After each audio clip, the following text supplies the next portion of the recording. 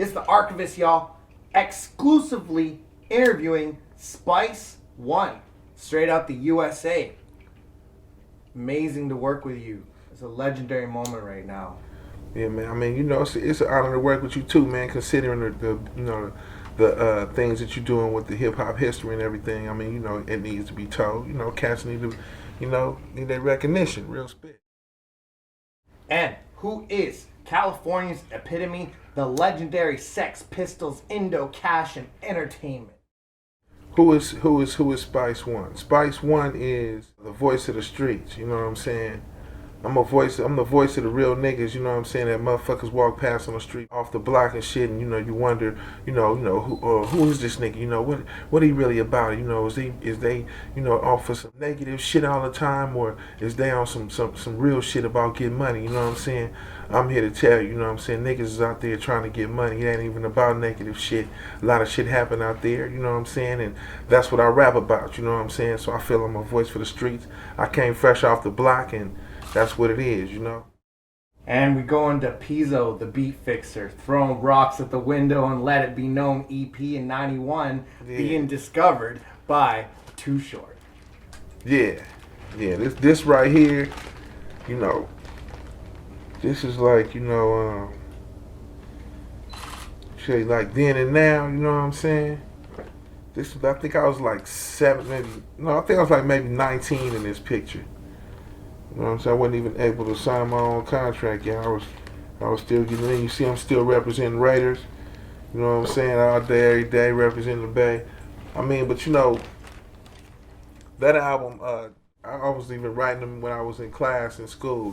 So I mean, that was a trip to actually be writing songs while I was in school that we listen to today. You know what I'm saying? That's crazy. Because, some of the songs be older than the cats that be singing them, you know what I'm saying? And Times at the Liquor Store, getting them boots way back. And then the debut, Spice1 record, getting over 900K sold in 2 weeks. Yeah. They Need to Know Them, Days of the Game, one of the best albums sold of all time. Yeah. I mean, it's that first album, my favorite album, because we sold like 900,000 copies, and I was on there by myself, no features or whatever, you know what I'm saying? And it really put it, the name Spice1, it really had a meaning after I sold that many copies, because nobody got on my record with me. I didn't get no features from nobody or whatever. No major artist was gonna record with me because they didn't know who I was or whatever.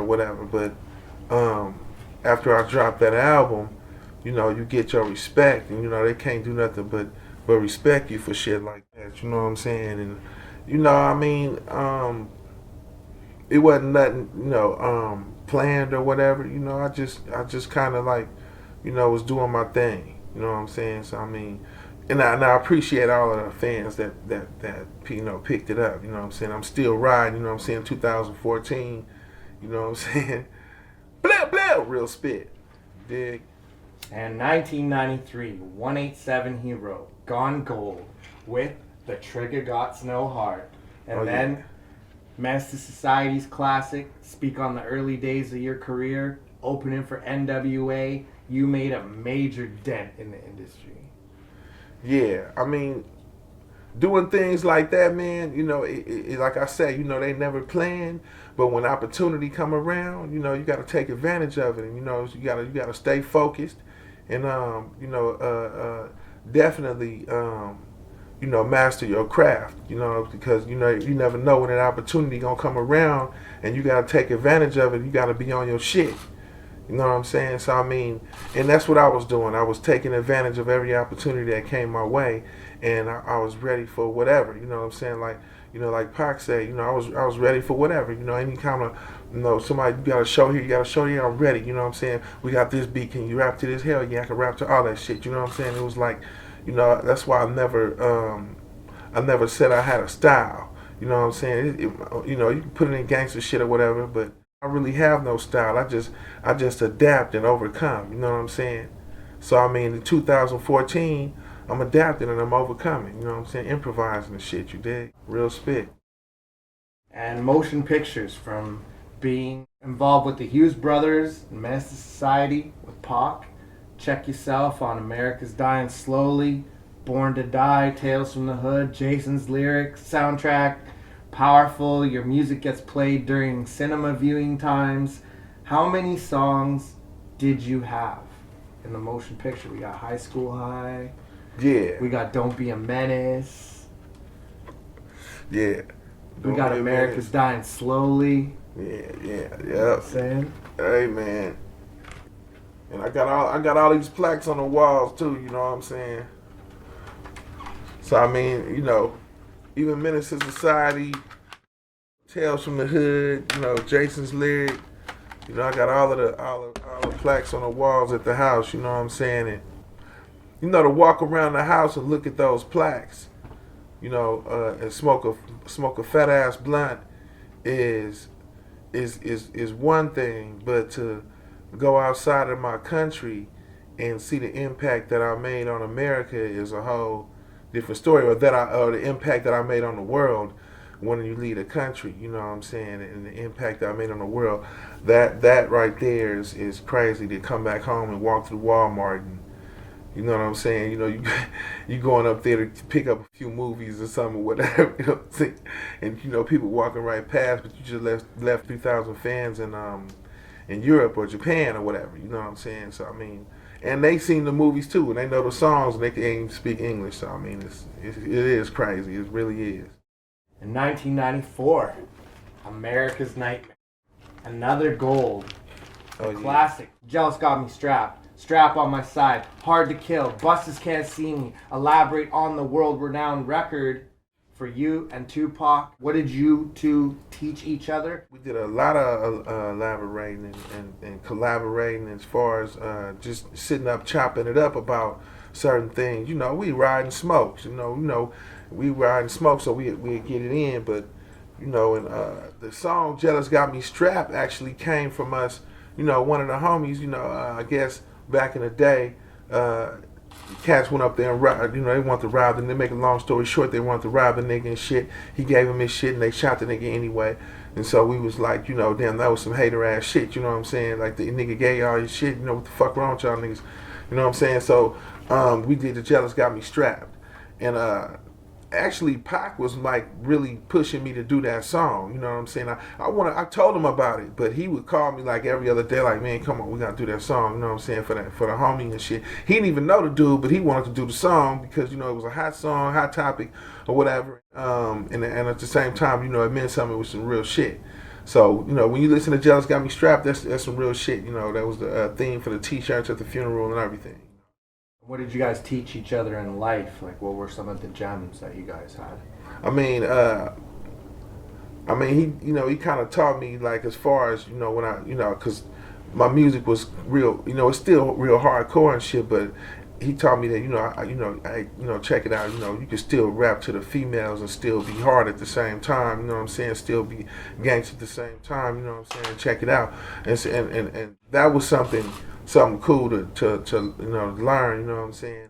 I'm pretty sure, you know, we taught each other a lot, and shit, we took advantage of those lessons, you know what I'm saying. So, you know, I got a CD I'm working on now called Thug Candy, and it's you know, I got like most of the songs I got out to the females, like kind of like a mixtape of old songs and new songs, and you know what I'm saying. And so I mean, you know, my niggas gonna like it too, so it's like, you know, it's cool. You know what I'm saying? I know what it is. And that was cool. And then in 95, 1996, another, yeah. the third gold record with Ain't No Love, to name a few. You are a top-notch lyricist. Your style has been on deck. Your craft has been mastered. Speak on this album. And how many millions did you make off your music with Jive? I really don't know. You know, one day my manager called me. He was like, man, you know, you just spent like $2 million. I was like, what? You know what I'm saying? I didn't spend $2 million, you know what I'm saying? So, I mean, I really, you know, back then, I wasn't keeping count. You know, I was just spending money and, you know, not really tripping. You know, I was a kid, you know, learning. And it was fun learning, but I blew a lot of money. You know what I'm saying?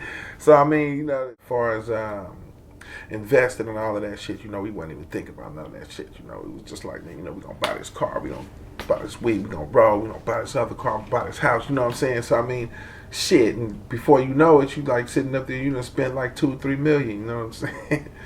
So I mean, shit, but. As far as 1996, you know what I'm saying? This album right here just was like my album saying, okay, I'm not going nowhere. You can't get rid of me and shit. You know what I'm saying? I got 1996. Me and 8, we gonna do. We did the feature song "Kill 'Em All." 1996. We did a video to it. We landed in the helicopters with the clown mask on. You know what I'm saying? Check that out when you get the chance. And I mean, it was just like one of my favorite albums too. Plus the song on here, "Sucker Ass Niggas," Run DMC, had, I got they blessing and redoing one of their songs, "Sucker MCs," and that was like really cool. And on some surprise shit, I just pulled DMC up out of the cut. So look for some shit with me and DMC lately. I got on this Legends album I'm working on. And you got any turf banging stories for us or anything street related? And one of your largest challenges coming up? I mean, shit, first, my largest challenge coming up is to make Thug World a successful label, with all of the things that I've learned as, as an artist and watching other labels succeed. The biggest challenge is actually making my label successful and getting out good music to my fans or whatever. And I mean, shit, I mean, I'm sitting up here, I got shot in 07 and that was some bullshit. Bitch ass nigga run up and try to jack a nigga for my little punk ass Escalade I was driving and shit. And I opened up the door to, fire on the motherfucker. Next thing you know, I hear a gunshot and shit. You get shot, you shot before you know that shit. Them bullets is fast. You can't see them motherfuckers. You know what I'm saying? You see the fire come out the barrel, you don't see the bullet move. You know what I'm saying? So you look around. I'm looking around to see if, where the fuck the bullet went. I seen it come through the window. This bitch ass nigga running down the street, you know what I'm saying? So I get out and get ready to chase him, and I thought, oh, I fucking may be shot, so me tripping shit for a minute. So I looked and sure enough, I was shot, you know what I'm saying? And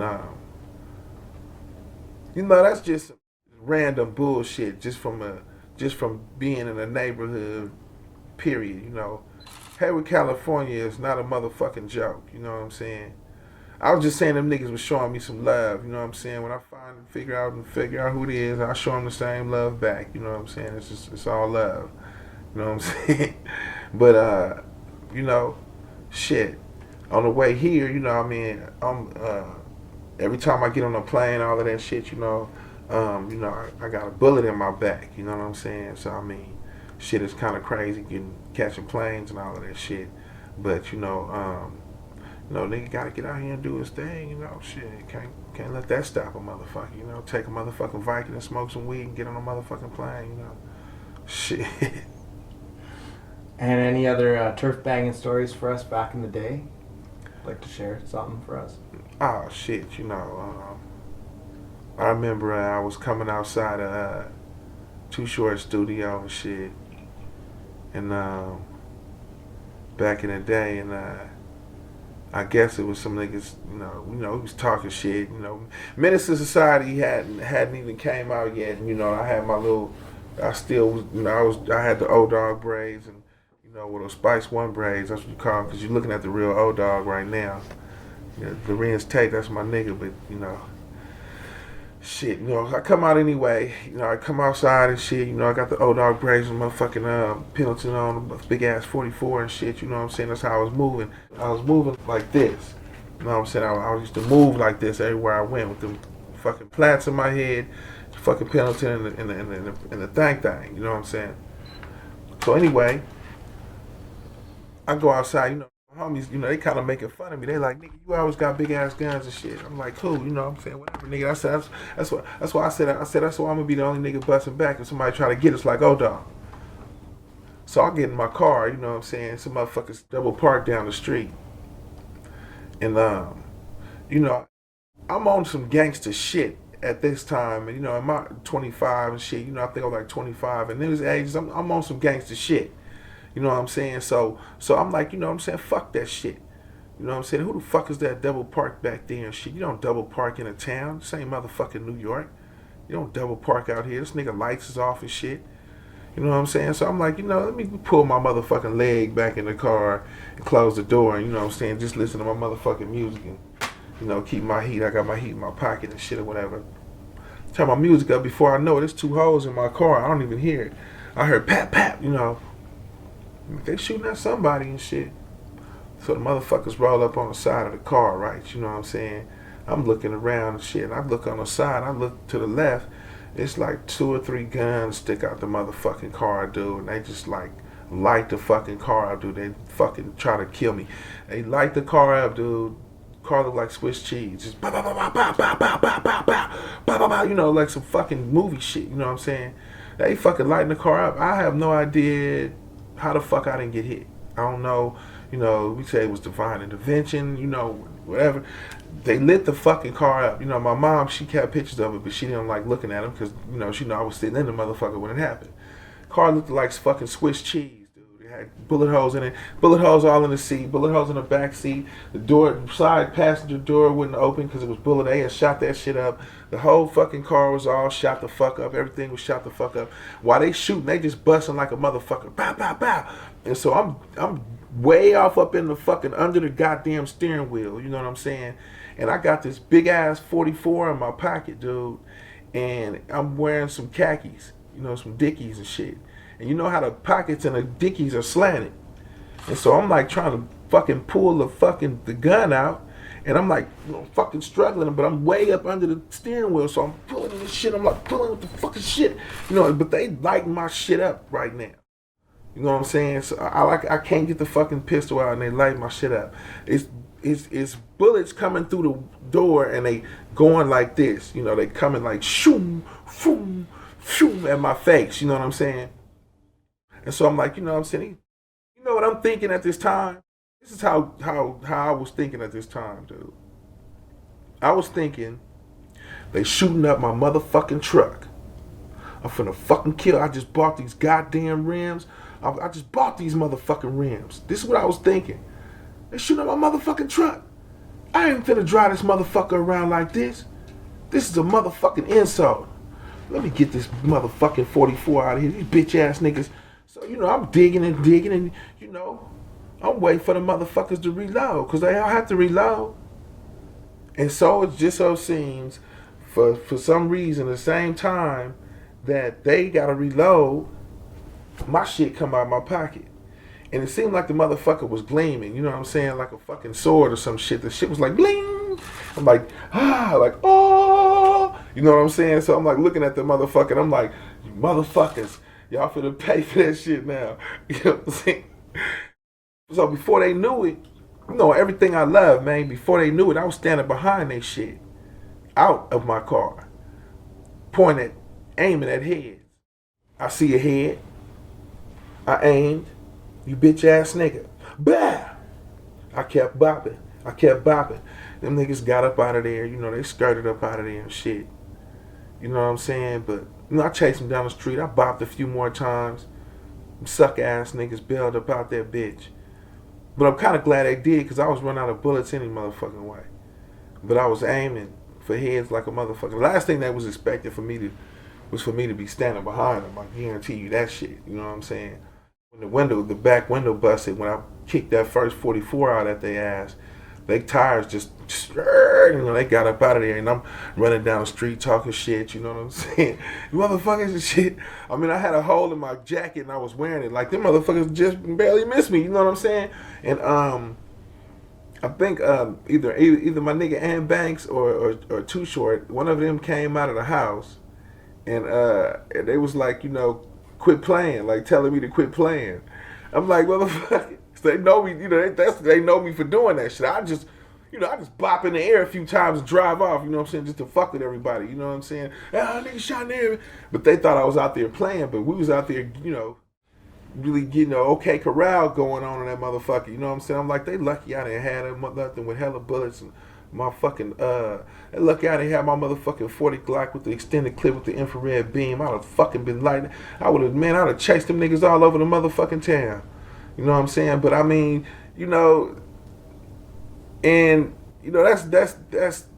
that's gangster shit, you know what I'm saying? And it's sad that it had, it's not me initiating the shit. But fuck that, you know what I'm saying? You don't supposed to just lay down and just catch a slug and shit in this motherfucker for nothing. Fuck that. So you stay strapped in that bitch. Especially if you own something. You stay strapped and you keep your motherfucking eyes open, man. Real spit. I actually had a slug in my back pocket, a hot one. You bitch ass niggas. And yeah, I had a hole in my jacket and I was wearing it and shit. I'm very happy, and I'm happy my doors was in line with steel, you suck ass motherfucker. Y'all didn't know that, huh? The Black Bossolini back in 97, immortalized in 99. Mm-hmm. This was the last album I dropped on Jive. This right here was Bossolini. This had Player Man on there. These is like two of my favorite albums too. These really is. Like this is, man, these two albums right here, dude. I recorded this whole album at Ice-T's house in the studio. And Paris actually did some tracks on here. On a Bossolini album. Paris actually did Thug in Me. He did Gunplay. He did Player Man. Two Hands in a Razor Blade. And that's Paris, cat from the Bay. He had some hot beats. That fool was hard, man. He just came out the blue with that shit. That shit was hard. And so when you think of Black Bossolini, recorded this all in the Ice-T studio, man. He was cool. He didn't even charge me for the shit. I used to just go over there and get it in, man. Black Bossolini. And this right here, I recorded this whole album out in New York, high than a motherfucker. Just high as hell in New York. We actually did the song with Roger Troutman on there. With Yuck, me, Yuck, and Roger Troutman and Too Short.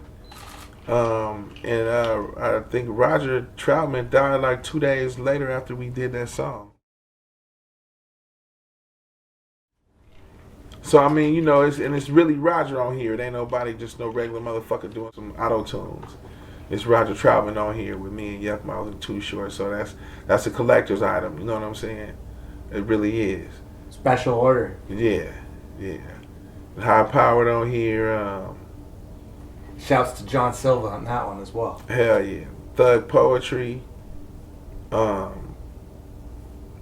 yeah, the one with What the Fuck Me and Noriega. Shout out to Noriega. What's up, man? You know what it do. It was cool. I did this whole album out in New York. Kicked it with a lot of Brooklyn niggas and shit, you know what I'm saying? Hung out and, we got high and shit. And recorded some hot shit. That was live shit. And then The Last Dance, and tell us more about that record, as well as all the three that I just showed you. Many people copped those, and back in the day, that's how I heard about you. And you've also contributed to more than 4 albums that have gone platinum. Yeah. Like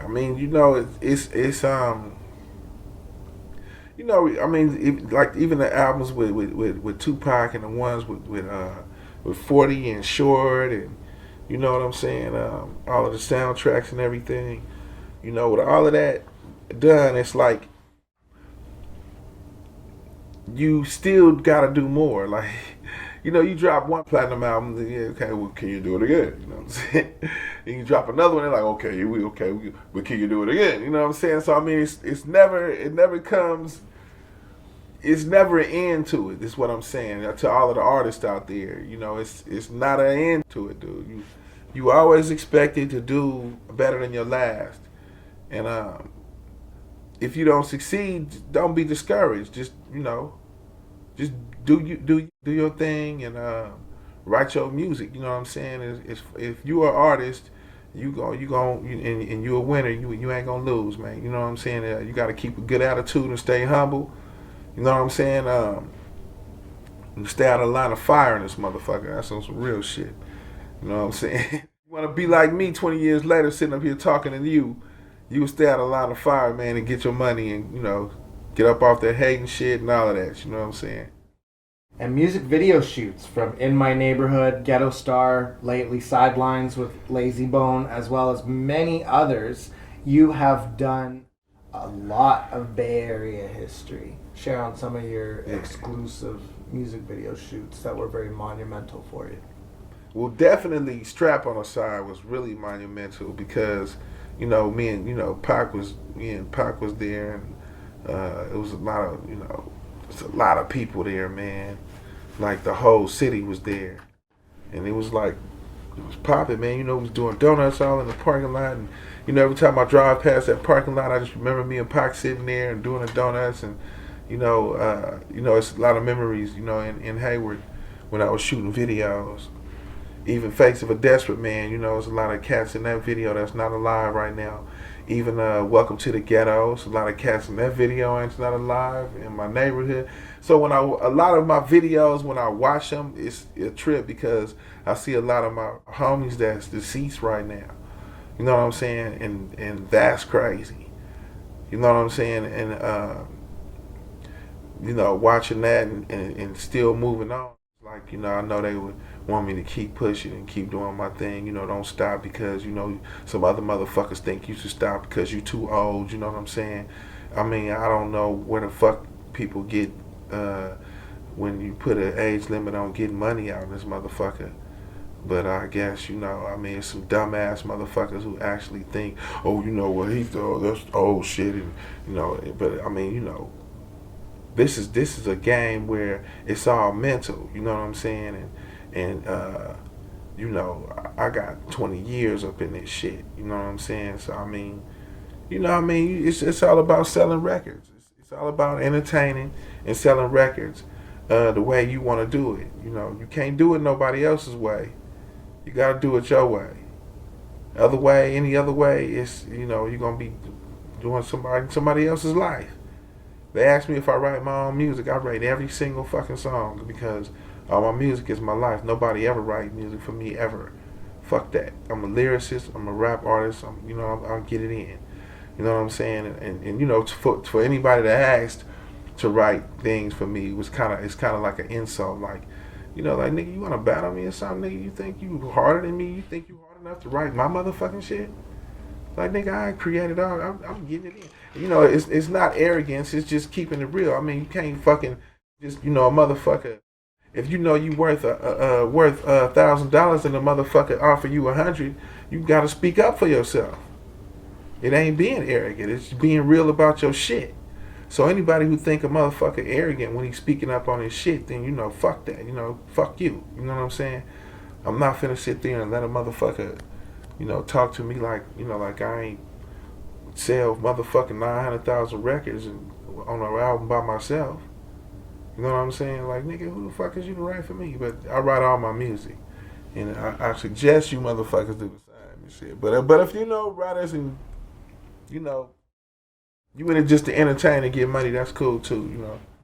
Shit. I mean, I see Short out there. Cube out there, there's a lot of artists out there still getting it in. As far as where I come from, me and 8, Quick, and me and Quick just did some hot songs. Me and 8 did some songs. We ain't gonna quit. We got me and Bone just did some songs. Me and Crazy Bone got a song. Flesh is on the other version of Sidelines. We're gonna do the video to that and push that through Thug World. It's going down.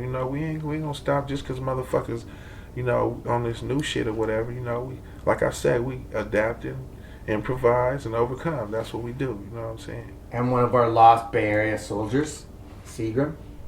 Yeah. Elaborate on that, the collaboration with that. That's my dude right here, man. Yeah, me and Sig, man, we go back, dude. That was my dude. I was just seeing him, riding through the town or whatever, kicking it in East Oakland, You know, he was actually my homeboy before we even started, you know, before the rap shit even kicked in. You know, he was just a cool nigga I'd see around the hood or whatever. Every time I see him, we'd stop, chop it up, blow, you know what I'm saying? You know, he talked to a nigga like I was, you know, like a regular motherfucker. He didn't try to talk like, oh, you know, like he was the shit or whatever. He wasn't that kind of nigga, you know what I'm saying? Sequin was a real motherfucker. He would never sit up there and try to say, you know, oh, like, talk like he's Superman and he can stop bullets and shit. You know what I'm saying? The nigga just kept his shit real, and that's what I dug about him. You know what I'm saying? And one of your favorite collabs or legendary times in the studio you'd like to share? Oh yeah, I would say, you know, one of my favorite collabs and legendary time in the studio was when we did Thug Lords. Me and Tebow and Yuckmouth. And here they are. Yeah. Shouts to John Silva on that as well. This one right here, I did a song on this one. But this one right here, we did a video to the song that when everybody know up on that shit. Like Kill 'Em Out with Make Glide, Glide, you know. But this shit, you know, like I said, legendary time in the studio. This album right here, I did all these verses in one day. How many songs on here? 17, 16 verses. I did all these verses in one day. Behind Tebow and Yuck motherfucking ass. So when I came, they shit was already done, and I'm like, I gotta come behind these motherfuckers. So I called Yuck up and shit. I called Bo up. And I was like, man, y'all motherfuckers is wrong. They was like, what? I was like, y'all niggas came off on the fucking song. Like, that shit is hard as fuck. Like, that shit tight. And they like, yeah, you know what I'm saying? You know, good looking, my nigga, whatever. Like, what the fuck you mean good looking, nigga? Y'all making my job hella hard right now. You know, I gotta kick 16 fucking verses tonight. You know, I gotta do that. They laughing and shit. You know, it's funny to them. You know, so we hang the phone up and shit, you know. The next thing you know, I'm on it, you know what I'm saying? And I surprised, I was like, shit. Okay, we got that in. It was John Silva and shit. The Truth album, I did the Truth album in 9 days. So that was 9 days, you know, we got that in, like 16 songs. So I mean, shit, those was like, I worked good under pressure type shit, you know. Real good. If you listen to the Truth album, you'll be like, oh shit, it's 9 days, man. Got that shit in. Getting it in. And like I said, so many of your favorite collabs you'd like to share? People you've worked with over the years? I say definitely Pac and Short. I like working with Short. And you know, 40. Definitely working with 40. That was really cool. And Method Man, that was like really cool. And Twister and Game, we did Trigger Got No Heart remake. That was cool. That was really cool. And I mean, just for them to, you know, redo Trigger Got No Heart, for Twister to redo Trigger Got No Heart, and for Game to get on, that was like surprising to me. You know, things surprised me. It's a clip on YouTube right now with Rick Ross singing Fucked in the Game, like one of my songs I did on the first album. From the first album I did. You know, the whole verse and song and everything. You know, shit. I mean, that's cool. That just let me know, you know, motherfuckers was listening. He'd have to be listening since 91 to know the words to that song. Because it's in the middle of the CD. It's not like the hits, you know, at the top, and it's not right at the bottom. It's like in the middle. You had to go through the whole CD. And then working with the classic up-and-comer, Whitney Payton, which my interview This is got my little featured on homegirl, there. man. Yeah, shouts out to Whitney Payton. Whitney Payton in the mix. You up on that. It was incredible. Really my put little her on the homegirl, map. man. On She that. be getting it in. She looked like this too. She hella cool. She hang out. But she spit. Her spit is sick. Do not underestimate this look, dude. Don't underestimate that look. Don't even do it, man. You will really be fooling yourself. And more albums from Spiceberg Slim, The Rider, Dying to Ball, The Truth, Hollow Point, The Thug in Me, Yeah. Home Street Home, I Am Legend, Hater's Nightmare, and many other compilations. Thug Association. Yeah. Thug Association. Hell yeah. Elaborate on those projects as well. I mean, you know, we just like, you know, I got the Hater's Nightmare and you know and Sidelines and all of that. You know, that's the newest stuff that we working on. And a lot of these projects is, you know, me when I get off Jive, just me experimenting and trying to learn the industry. You know, like a lot of these projects are independent albums that someone else released. They gave me some money to do it or whatever. You know what I'm saying? And, you know, I just thought that was how I was supposed to do it when I got off the label. And not knowing, you know, you can burn yourself out doing that shit. You know, you got to learn to release your own records. But the game is to be sold, not told.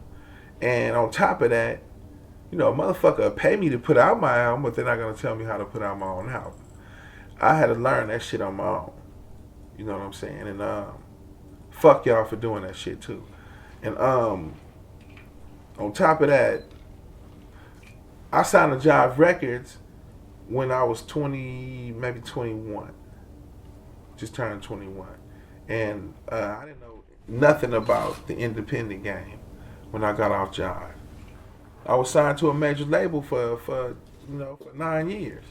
So when I got off Jive, everybody else was 9 years ahead of me in the independent game. Everybody. Whether you were selling 2 copies a day, sitting on the corner, or whether you were selling 2,000 copies a day, you were still ahead of me in the independent game because I knew shit. I didn't know a fucking thing. All I knew was, okay, here, man, I'll do the album, just give me the money. You know what I'm saying? I knew that shit. And, shit, man, you know, like I say, eventually in time I evolved. Now, you know, I got my label, I got my distribution deal. You know, I got a few distributors online ready to release Hater's Nightmare and Home Street Home. And I know all my money going. I can get online and go check my money, check what's going on, how many sales I did. You know what I'm saying? So I mean, it's I feel more comfortable doing it that way, even though I don't have the marketing dollars I need to do the marketing and promotions. My label, my distributor does a little something, and you know, and I still put my money into it, and you know, we do a thug push, man. We get it in. You know what I'm saying? Push the front line. And elaborate on your legendary legacy. I mean, you know, a lot of people think I'm dead, you know what I'm saying? Because I got shot in '07, so I be looking at some motherfuckers, they be thinking I'm a ghost, like, you know, they look at a motherfucker like a ghost, like, you know, like I'm not me and shit. Like, you're not fucking Spice1, Spice1's dead and shit. If I'm with a female at the time, I'll be telling her this shit. Like, you know, people think I'm dead sometimes, you know, and she, you know, laugh and shit or whatever, and then we'll be walking somewhere and somebody will stop and be like, holy shit, I thought you was dead and shit. Like, you know, Barcelona was happening, you know what I'm saying? So, you know, she tripped, I was like, I told you we were fucking dead and shit. And then, you know, it's comments all on the website, you know, after I got shot, people thought I was dead, and, you know, people go back and read that. But, you know, it brings a certain character to the legendary status because, you know, it's kind of like fun popping up on motherfuckers and seeing the look on their face and shit, and they think you dead. I mean, you know, yeah, that shit is priceless. So I mean, you know, just so y'all know, you know, as much as I want to see the look on y'all motherfuckers' faces, I'm alive and kicking. You know what I'm saying? You know, I took the shot, the bullet wound hit me right here and shit. I got one right here. You know, my lung collapsed, but you know, I'm still in this motherfucker. You know what I'm saying? Getting it in. jumping around on stage for 30 minutes flat, screaming and shouting and spitting my shit. One of your best Bay Area hip hop memories you've been part of? I'll say the best Bay Area hip hop memory is doing I Got Five on it and doing Dusted and Disgusted, and being a part of those songs. Like, you know, that was cool because, you know, I wasn't expecting to be a part of it. And, you know, all of a sudden, you know, they hit me out the blue, man, you know, we gotta come, you know, Spice come through. I drop everything I was doing to come through. You know, when they say the Bay, you know, when they put the Bay PB out, you know, they put the Bay PB out on me, I came through, you know what I'm saying? So, I mean, it was a good Bay PB, though. You don't want the bad Bay PB out on you. You want the good Bay PB out on you. So, I mean, you know, I came and got it in, did Dusted and Disgusted, and did, what was fun was we do both of those songs. We were all in the studio. Like everybody that was on that song, we were all in that studio at the same time. Like smoking, you know, drunk. I mean, my nigga Richie Rich fell down the stairs. You know, that was funny. You know what I'm saying? I was a kid. You know, I was kind of like young, and it was like funny to see the OGs, like my older homies, getting drunk and twisted and shit. And I get just as fucked up. And, you know, we had a lot of fun. It was cool, you know. You know, Yuck and them, you know, that's my little homie, you know what I'm saying? Yuck and them, those little homies. And it'd be cool. It's good to see them, you know, still see Yuck doing his thing, you know. Hopefully Numb get out soon and they can do their thing and shit and drop another album or work on another Looney's project that I'm going to be a part of, damn it. You know, we going to get it in, shit, you know what I'm saying? The Bay is always in the building, shit. Y'all stay tuned. And how was the tour with Mr. Black and Yuckmouth? Oh, it's live. You know what I'm saying? It gives Yuck, you know, it gives Yuck a chance to you know, see how we get it in and give me a chance to see how Yuck get it in and we can do I Got Five on it, you know. And you know, we got a few other songs we got that we can do together, you know what I'm saying? We got hot shit, you know, old school shit, new school shit. I mean, and plus, that's my dude. We come from the same cities, you know what I'm saying? He from Oakland, I'm from Hayward, you know what I'm saying? We right there. And shit, I mean, it'd be good to see a motherfucker, you know, from where I'm from all the time. It's always good to see a nigga from home. And paid dues, special guest, tour in Europe, the largest crowd, best tour you've ever rocked. Yeah. Man, I would say that's a good one because, I mean, it was a lot of good crowds.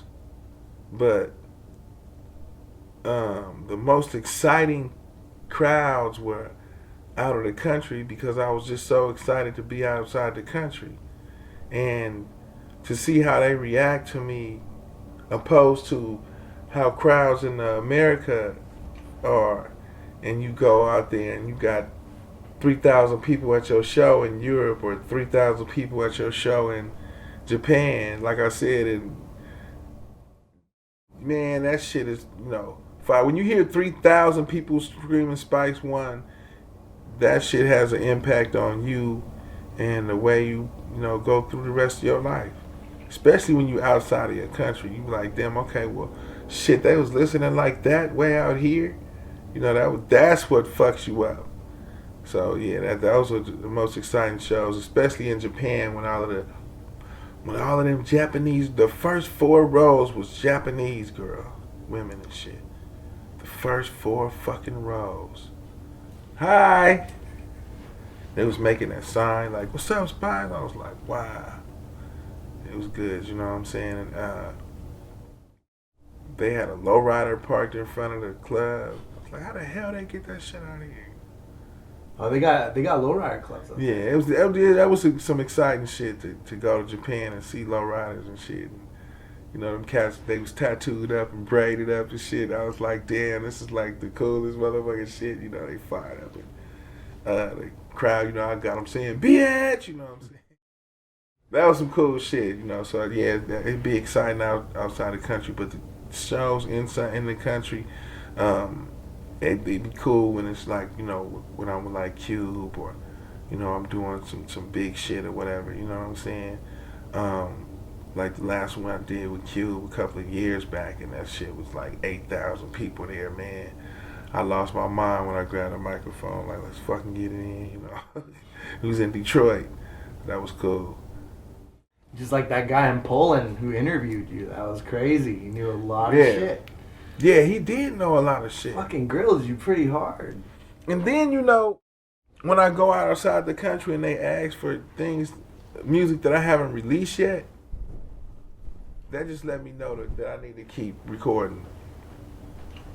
Like, if they out here in Japan asking for Home Street Home and Haters Nightmare, I ain't released that shit yet, so release that shit. You know what I'm saying? So, yeah, hell yeah, cool.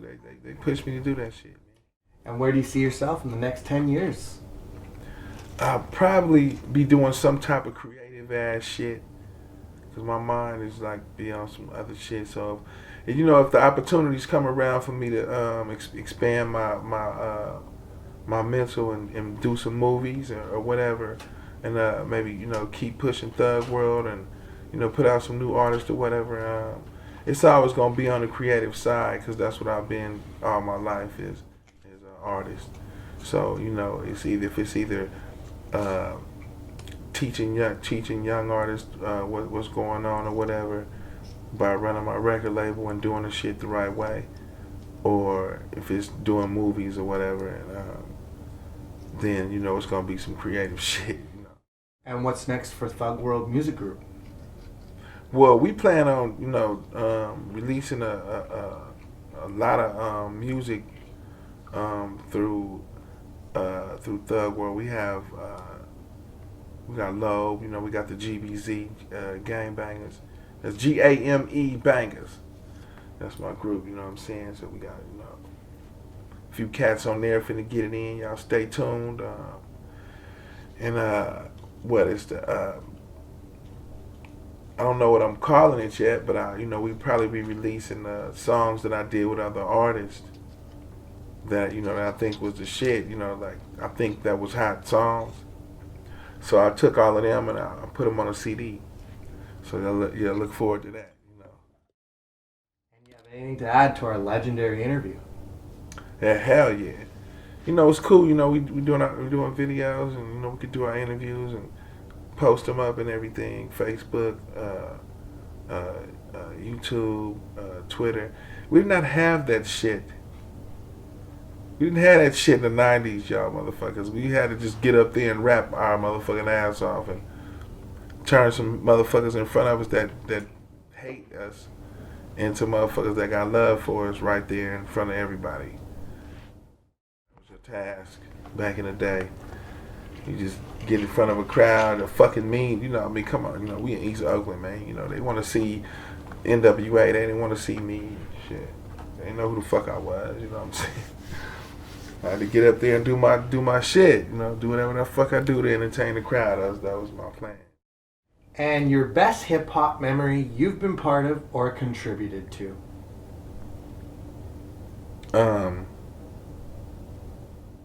First, I would say Menace to Society. As a movie, and just being a part of that soundtrack was really big to me. And just it being an honor to be one of Tupac's best friends. That was my homeboy, and even the Outlaws. What I'm saying, I got love for all of them cats. Edie, Noble, Napoleon. What I'm saying, all of them cats. Yacht. Everybody, man. Even the Thug Life cats, Big Psych, all of them. Just to be a part of that was really big for me, because that was also my homeboy, and I didn't really know that. We really never know. Like, people don't know how much they got love for a motherfucker until he gone. And not just saying for me, it's for the world. They didn't know how much love they had for Pac. Now that he's gone, they see how much love they got for him. That shit is crazy. And you got anything to say to your fans worldwide? Shit, keep looking out. Shit, I'm gonna keep dropping shit, you know what I'm saying? Until I'm 6 feet in this motherfucker, you gonna see some shit. So, all that's old school and you too old to drop some shit. Man, y'all motherfuckers, just stay tuned. You motherfuckers keep up. Shit. I'm 20 years in the game. You motherfuckers, 20 years from now, we gonna see what you motherfuckers is. But y'all, you know what I'm saying? We inventing new styles and doing different shit every day. You know what I'm saying? I mean, that's our job. And you got anything to say to Canada? Man, could y'all let me come out there? I got a kid out there. Can I come see my kid and do a show? I mean, just show this to the people at the border. When you get to the border, can I come see my kid and do a show? Now, I'm going to be trying to cross that border sometime in the near future to do a show and see my kid. You know, shit. I'm an OG right now. All the shit that I ever did, that shit is old, man. I ain't even the same dude right now. I'm more humble. I'm laid back. I'm trying to get my money. You know what I'm saying? And, you know, it's just going down, man. You know what I'm saying? Let me come over there and do my show. I got fans over there. How y'all gonna not let me do the shows? And my kid is over there. I'm gonna be trying to cross the border sometime soon. I look like this. My name is Spice1. You know what I'm saying? And you got any shouts? Shout out to Canada. You know what I'm saying? I got love for y'all. You know what I'm saying? That's why I'm coming out there real soon. Shout out to, you know, all of the, you know, cats out, all the New York cats, all the cats down south, you know what I'm saying? I mean, the east, the south, the west, you know. Shout out to everybody who know and got love for me, you know what I'm saying? There's too many of y'all to name. Man, y'all been sticking with me through all of these years, you know what I'm saying? I got cats that been working on my business with me all these years. You know, cats that been down with me all these years. My nigga 8, MC8, that's my nigga, you know what I'm saying? We've been working that shit all these years, you know, we folks, you know what I'm saying? That's my nigga. And, you know, hey, Cube, I hope, you know, me and you do some work soon. And, you know, and Dre, I hope, man, we can do some work soon. I mean, you know, shit, it ain't over, man. You niggas talking about y'all got grades and y'all old as shit, nigga. I got some clippers and some hair dye, nigga. Y'all niggas better get the fuck back in the game. Quit bullshitting and have some fun and get your motherfucking money. You know what I'm saying? Fuck that shit. Get it in, nigga. And shouts to Spice1. Well, I was being patient because we had to come through and do 2 different things, you know, and work with you guys together. And Mr. Black and Freeway Boys, obviously. And this is the Archivist, and you already know the name, y'all. Spice1, Boss Lenny, Fetty, Chico, Shiznilty. Blip, blip, Thug World, nigga, stay tuned.